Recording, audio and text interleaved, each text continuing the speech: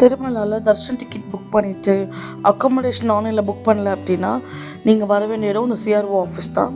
So அங்கே போனீங்கன்னா time slot படி அவங்க சொல்ல டைமில் போய் லைனில் நின்று பெரிய க்யூவாக தான் இருக்கும். அதில் நின்று அக்காமடேஷன் புக் பண்ணலாம். லஞ்சு சாப்பிட்றதுக்கு நாங்கள் ஒரு சாரங்கின்ற ஹோட்டலுக்கு வந்திருந்தோம். செம்ம க்ரௌடு.